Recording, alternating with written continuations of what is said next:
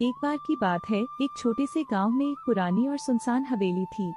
उस हवेली के बारे में कहा जाता था कि वहां भूत प्रेतों का बसेरा है। गांव वाले वहां जाने से डरते थे, लेकिन राजेश, जो गांव का निडर युवक था, इन कहानियों पर यकीन नहीं करता था। एक दिन उसने तय किया कि वह इस हवेली का रहस्य जानकर रहेगा।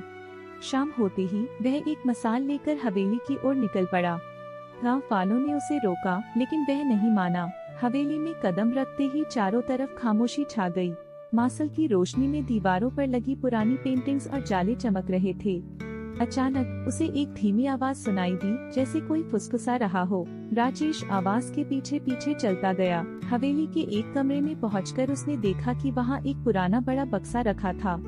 उसने बक्सा खोलने की कोशिश की, लेकिन जैसे ही उसने हाथ लगाया, पीछे से दरवाजा जोर से बंद हो गया। डरते हुए उसने बक्सा खोला। अंदर एक पुरानी डायरी थी। डायरी में लिखा था कि इस हवेली के मालिक को किसी ने जायदाद के लिए मार दिया था।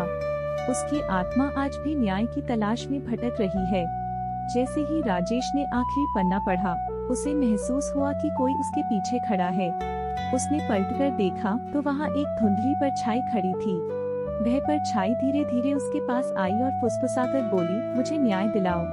राजेश ने साहस जुटाकर कहा, तुम्हारी कहानी मैं सबको बताऊंगा। और जैसे ही उसने यह कहा, परछाई गायब हो गई। अगले दिन राजेश ने गांव वालों को हवेली का सारा सच बताया।